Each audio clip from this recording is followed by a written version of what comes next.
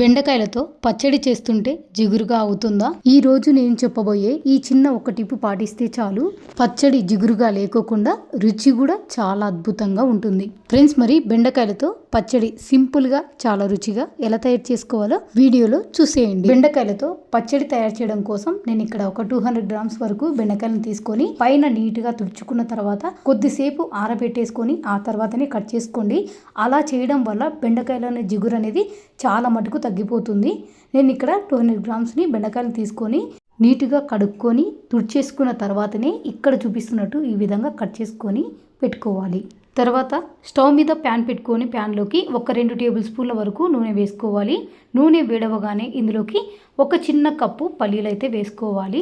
ఇందులోనే 1 tea spoon ధనియాలు కూడా వేసుకోవాలి. ధనియాలు మీకు ఇష్టమైతే వేసుకోవచ్చు, లేదంటే స్కిప్ చేసినా పర్వాలేదు. తర్వాత ఇందులోనే ఒక 10 వరకు పచ్చిమిరపకాయలు అయితే వేస్తున్నాను. అలాగే ఒక రెమ్మ కరివేపాకు కూడా వేసుకొని మంట సిమ్లోనే పెట్టుకొని ఇవన్నీ బాగా కలుపుకుంటూ దోరగా వేయించుకోవాలి. నేను తీసుకున్న బెండకాయలకు ఈ పచ్చిమిరపకాయలు కారం అనేది కరెక్ట్గా సరిపోయిందండి. చూడ్డానికి ఈ పచ్చిమిరపకాయలు బాగా గ్రీన్గా బాగా కనిపిస్తాయి, కానీ కారం అయితే ఎక్కువగా ఉంటాయి. మీరు తీసుకున్న పచ్చిమిరపకాయలు ఘాటును బట్టి చూసుకొని వేసుకోండి. మొత్తానికి నేను చెప్పబోయేది ఏంటంటే, మీరు ఎప్పుడైనా పచ్చడి చేసేటప్పుడు పచ్చడి అనేది బాగా కారంగా ఉండేలాగా చేసుకోండి. నోటికి రుచిగా చాలా కమ్మగా ఉంటుంది. చూసారు కదా, పల్లీలు, ధనియాలు, కరివేపాకు, పచ్చిమిరపకాయలు అన్నీ ఈ విధంగా బాగా వేగించుకున్న తర్వాత వీటినన్నిటిని ఒక ప్లేట్లో తీసుకొని పక్కన పెట్టుకోవాలి.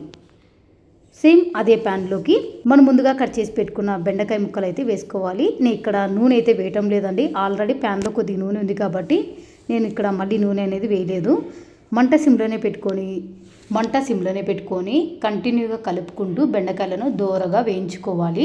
చిన్న మంట మీదనే ఇలా కలుపుకుంటూ వేయించుకున్నారంటే బెండకాయలు ఉన్న జిగురు కూడా పోతుంది. ఈ బెండకాయలు వేయించడానికి కాస్త టైం అయితే పడుతుందండి. మధ్యలో ఇలా కలుపుకుంటూ వేయించేసుకోవాలి. చూసారు కదా, బెండకాయలన్నీ ఈ విధంగా దోరగా వేయించుకోవాలి.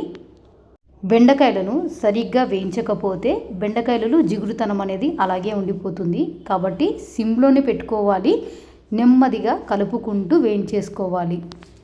నాకు ఇక్కడ బెండకాయలు అయితే కరెక్ట్గా అన్నీ బాగా ఫ్రై అయిపోయినాయి, అందుకే ఒక ప్లేట్లో తీసేసుకున్నాను.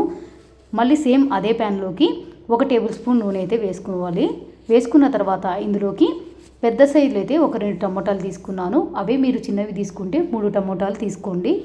ఇలా కట్ చేసుకొని వేసుకున్న తర్వాత ఇందులోకి ఒక 5-6 వెల్లుల్లిని పొట్టు తీసేసుకొని వేసుకున్నాను.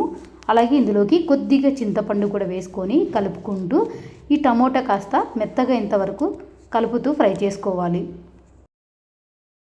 టమోటాలన్నీ ఈ విధంగా వేగిన తర్వాత ఇప్పుడు ఇందులోకి కొద్దిగా కొత్తిమీర కూడా వేసుకొని కలుపుకోవాలి.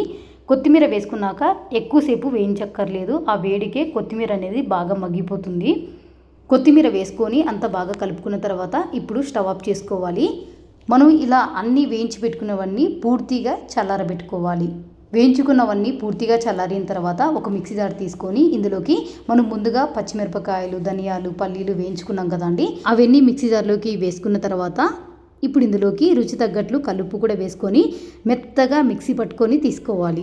ఇలా మెత్తగా మిక్సీ పట్టుకున్న తర్వాత ఇప్పుడు ఇందులోకి ముందుగా వేయించి పెట్టుకున్న బెండకాయ ముక్కలు, టమాటా ముక్కలు కూడా ఇలా అన్నీ వేసుకున్న తర్వాత కొంచెం బరగ్గా మిక్సీ పట్టుకోవాలి.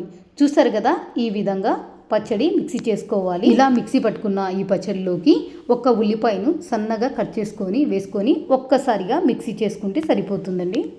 అంతేనండి, ఎంతో టేస్టీగా చాలా కమ్మగా ఉండే బెండకాయ పచ్చడి అయితే రెడీ అయిపోయింది. వేడి అన్నంలోకి కొద్దిగా నెయ్యి వేసుకొని పచ్చడి వేసుకొని కలుపుకో తింటుంటే చాలా చాలా బాగుంటుందండి. మన సబ్స్క్రైబర్స్ బెండకాయ పచ్చడి చేయండి అని చెప్పేసి అడిగారు, సో వాళ్ళ కోసం అని నేను ఈ వీడియో చేయడం జరిగింది. ఫ్రెండ్స్, మరి మీకు ఏం రెసిపీ కావాలో నాతో కామెంట్లో షేర్ చేయండి, తప్పకుండా వీడియో అయితే పోస్ట్ చేస్తాను. ఫ్రెండ్స్, ఈ మధ్యకాలంలో అన్ని పచ్చడి వీడియోలే పోస్ట్ చేశానండి, ఖచ్చితంగా అవి కూడా చూడండి, మీకు డెఫినెట్గా నచ్చుతాయి. ఫ్రెండ్స్, మరి వీడియో నచ్చితే లైక్ చేయండి, షేర్ చేయండి, అలాగే ఛానల్ని సబ్స్క్రైబ్ చేసుకోండి. ఇంకా ఇలాంటి వెరైటీ వంటకాల కోసం పక్కనున్న బెల్ ఐకాన్ని యాక్టివేట్ చేసుకోవడం మాత్రం మర్చిపోకండి. Thank you for watching.